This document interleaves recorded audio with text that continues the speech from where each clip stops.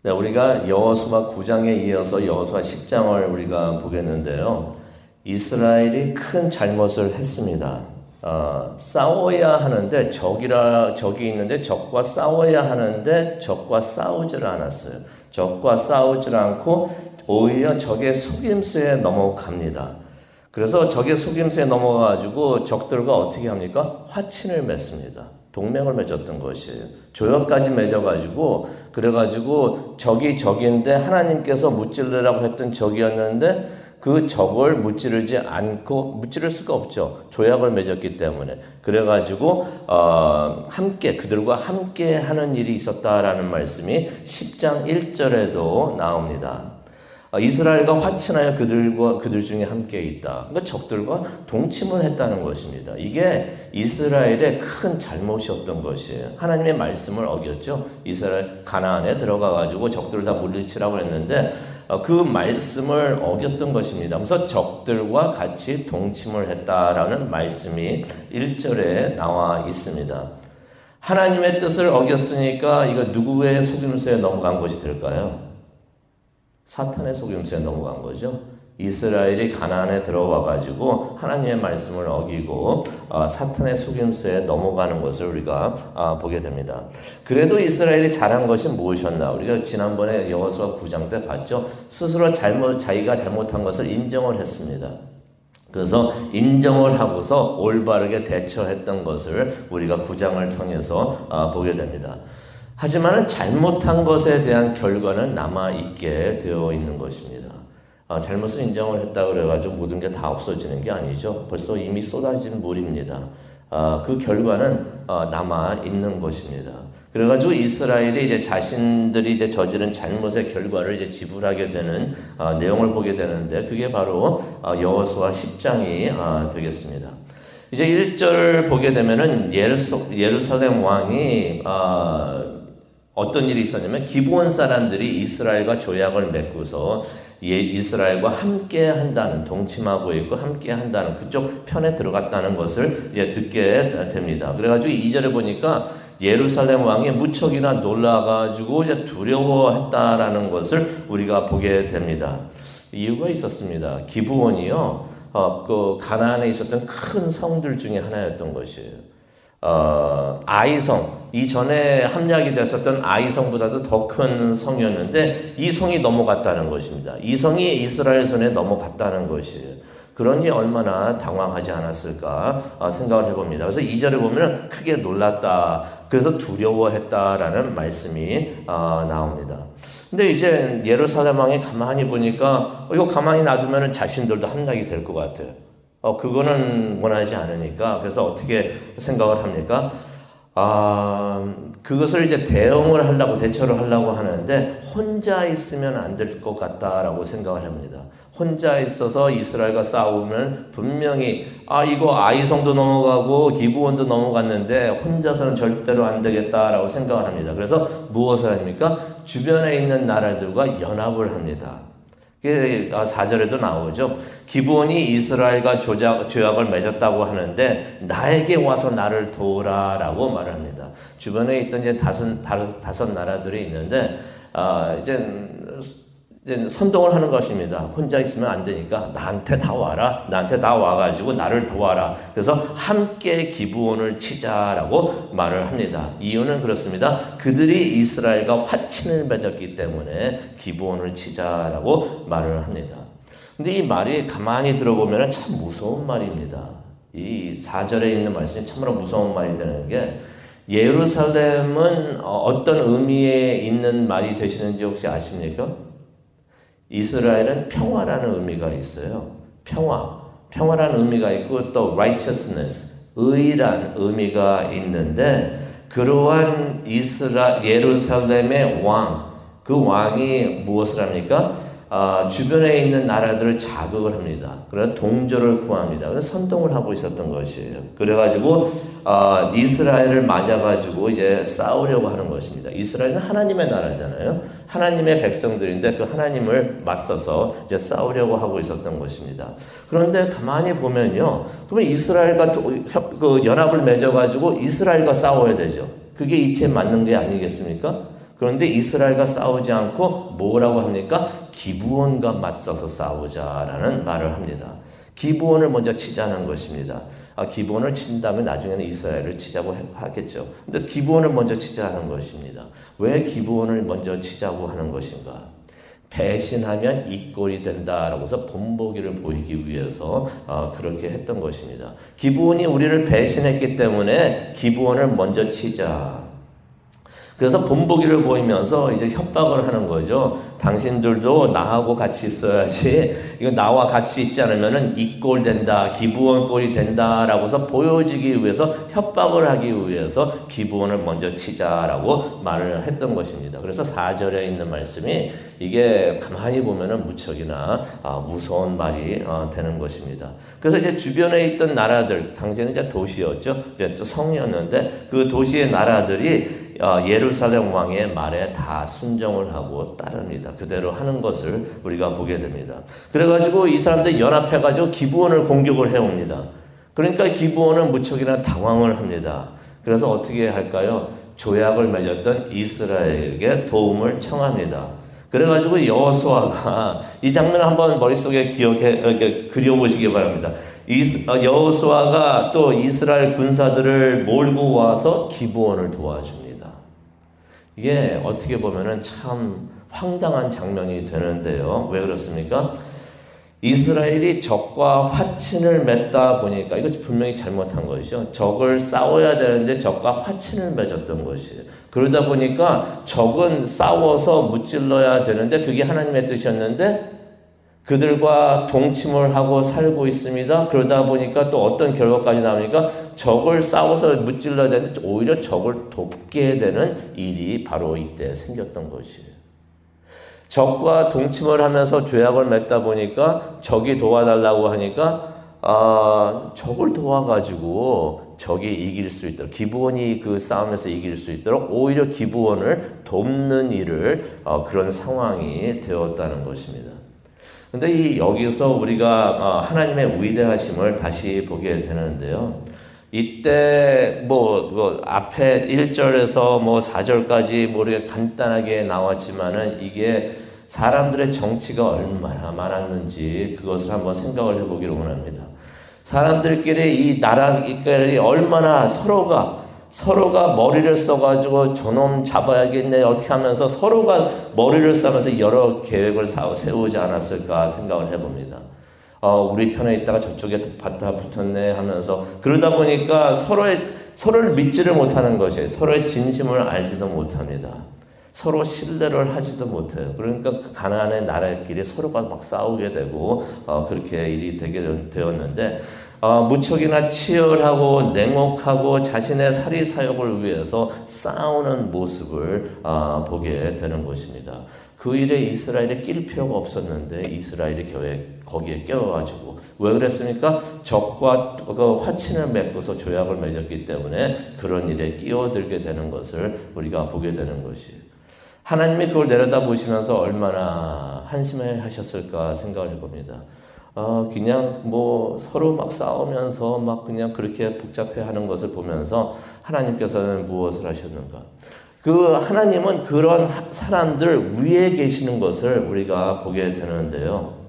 인간들이 그런 복잡하게 만든 상황을 가만히 하나님께서 내려보시다가 깨끗하게 정리를 해 주십니다.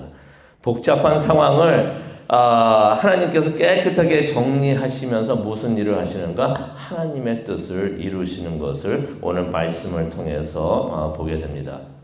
무슨 말이냐면요. 이스라엘이 들고 일어났던 나라들을 무찌르게 하시는데요. 다시 말해서 적들을 이제 무찌르게 하시는데 어떤 일을 하셨는가? 그 모든 나라들을 어차피 하나님의 뜻은 이 모든 나라들을 무찌르는 것이 하나님의 뜻이었는데 결국 이 모든 일을 통해서 그 복잡한 정치와 복잡한 상황 속에서도 하나님께서는 그러한 일을 하셨다는 것을 우리가 보게 됩니다. 로마서 8장 28절을 보면은 이런 말씀이 있습니다.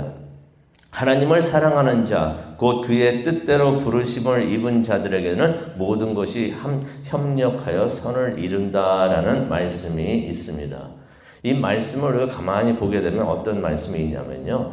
하나님을 사랑하기 때문에 그래서 나의 뜻을 따르는 게 아니라 내 생각을 따르는 게 아니라 하나님의 뜻을 따르려고 하는 사람들.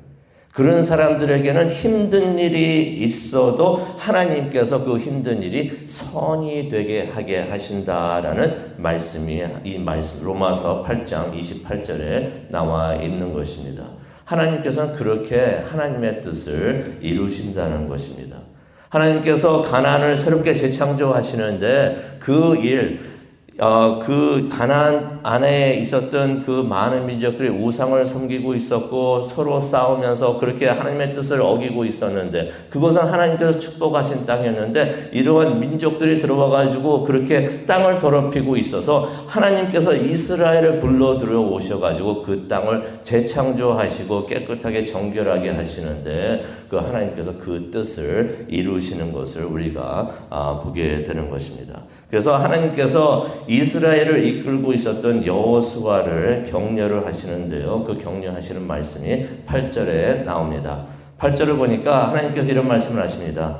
그들을 두려워하지 마라. 내가 그들을 네 손에 넘겨주었으니 그들 중에 한 사람도 너를 당해낼 자가 없을 것이다 라고서 하나님께서 말씀을 해 주십니다. 하나님의 뜻을 찾고 하나님의 말씀에 순종할 때 우리가 그렇게 하나님의 순종할 때 하나님께서 이 말씀을 우리에게도 주시는 줄로 믿습니다. 두려워하지 마시기를 바랍니다. 그래서 이스라엘 여호수아가 힘을 얻어가지고 9절에 보니까요. 밤새 행군을 합니다. 밤새 행군을 합니다. 그래가지고 그들을 공격을 합니다. 갑자기 들어갔다 그러는데 그 무슨 말입니까? 그들이 모르고 있을 때 갑자기 이제 공격을 해 들어갔던 것이. 그래가지고 그 전쟁에서 여호수아와 이스라엘이 이기게 됩니다. 그런데 어떻게 이기게 됐는가? 우리가 내용을 잘 알고 있지만은 한번 보겠는데요. 11절에 나옵니다. 하나님께서 우박을 내려주십니다. 그래서 우박을 내려가지고 사람들을 적들을 치시는데요. 11절에 보니까 어떤 말씀이 있냐면은 이스라엘 군사의 칼에 맞아가지고 죽은 적들보다 우박에 맞아 죽은 사람들이 더 많았다.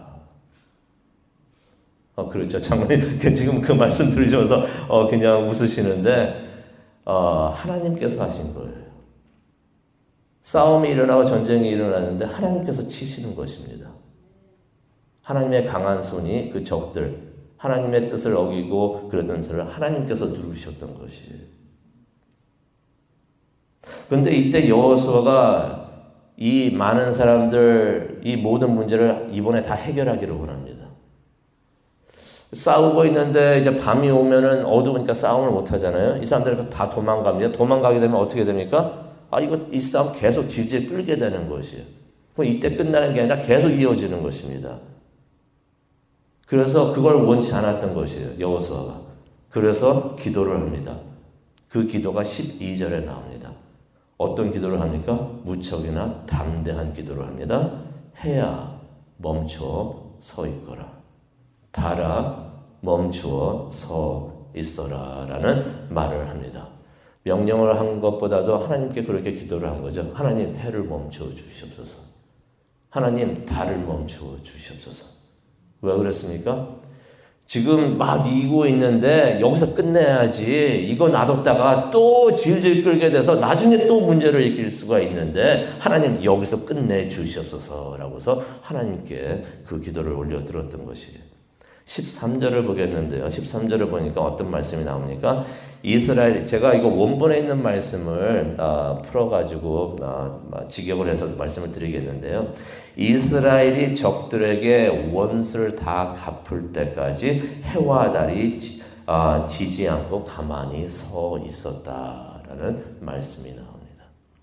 해가 거기 멈춰 있었고 달이 멈춰 있었던 게 무슨 기적, 이런 분 놀라운 일이 세상에 이런 일이 또 있을까 하는 그것을 나타내기 위해서 했던 것이 아니라 13절에 그것이 분명히 기록이 되어 있는데요. 이스라엘 적들에게 원수를 다 갚을 수 있을 때까지. 무슨 말입니까? 그 적들을 다 무찌를 때까지 해가 지지 않았다라는 말씀이 나와 있는 것입니다. 달이 뜨지 않았다는 것입니다. 밤이 오지 않았다는 것입니다. 계속 낮이 이루어 있었다는, 낮이 계속 되었다는 것입니다. 이 말씀을 보면서 우리가 뭘 깨달을 수가 있습니까? 이 전쟁 이기긴 이겼는데 누가 이기게 해주신 것입니까? 하나님이 하셨다는 것이에요. 하나님이 하신다는 것입니다. 그날 하나님께서 하나님의 뜻을 이루셨다는 것을 우리가 말씀을 보게 됩니다. 로마서 8장 28절에 있는 말씀이 그대로 이루어진 것을 우리가 보게 됩니다. 오늘 이 말씀을 우리가 묵상을 하면서 기도하는 시간을 갖기를 원하는데요. 결론은 간단합니다. 결론이 무엇일까요? 결국 하나님께서는 하나님의 뜻을 이루신다는 것이에요. 인간들이 아무리 머리를 쓰고 서로 뭐 중상모략을 하고 어쩌고 저쩌고 이거 사람들이 봤을 때는 너무나 복잡하고 이거 어떻게 되나라고 생각을 할 수가 있는데 하나님은 그 위에 계시는 줄로 믿습니다. 그 위에 계시면서 모든 것을 다 주관하고 계시는데 그 복잡한 거 이거 어떻게 해결되나 싶은데 하나님께서는 이거를 다 깨끗하게 정리하시는데 결국 정리하시면서 하나님은 하나님의 뜻을 이루신다는 것이에요. 결국엔 하나님의 뜻이 이루어지는구나. 그래서 우리는 그랬으면 좋겠습니다. 저도 이 말씀을 묵상을 하면서 결국 중요한 것은 하나님의 뜻이구나. 하나님의 뜻을 찾고 하나님의 뜻을 따르고 순종하는 것이 내가 승리하는 길이구나. 우리 모두 그랬으면 좋겠습니다. 그래서 예수님께서 가르쳐 주신 기도 있잖아요. 그 기도. 그래서 그 기도 항상 잊지 말았으면 좋겠습니다. 하나님, 내 뜻대로 마옵시고 하나님 뜻대로, 아버지 뜻대로 행하여 주시옵소서. 그렇게 기도하고 따르는 사람이 하나님을 사랑하는 사람들이 될 줄로 믿습니다. 우리가 하나님을 사랑하고요. 사랑한다는 게 다른 게 아니죠. 하나님의 예수님도 그러셨잖아요. 너희들이 나를 사랑하면 나의 말씀에 순종할 것이다 라고 했는데 하나님의 말씀에 순종하면서 사랑하면서 하나님의 뜻을 따르고 그래서 하나님께서 불러주신 그 사명이 있는데 그 말씀, 그 사명과 소명에 순종을 하면서 그렇게 하나님을 섬기고 그럴 때 또 하나님께서 모든 일을 다 협력하여서 선을 이루게 하시는 그것을 보고 또 그 일에 동참하는 우리 모두가 되기를 원합니다. 그것을 위해서 기도하는 이 아침이 되시기를 간절히 축원합니다. 기도하시겠습니다. 사랑과 은혜가 충만하신 하나님 아버지 감사합니다. 때로는 우리가 주변을 보면은 힘들고 시련도 있고 답이 안 보이는 상황이 많이 있을 수가 있지만은 우리가 모든 것을 하나님의 눈으로 보기를 원합니다. 그럴 때 모든 것이 정리가 됩니다. 하나님, 하나님의 뜻을 이루어 주시옵소서. 우리는 하나님의 마음을 보고 하나님의 눈으로서 하나님을 따르고 순종하는 우리 모두가 되게 하여 주시옵소서. 그것을 위해서 기도하기를 원합니다. 이 아침 함께 하여 주시고 우리 모두를 교회에서 기도하는 우리와 또 각자 처소에서 또 말씀을 들고서 기도하는 우리 모두의 마음을 주관하여 주셔서 인도하여 주시고 함께하여 주시옵소서. 감사합니다. 예수님의 이름으로 기도합니다.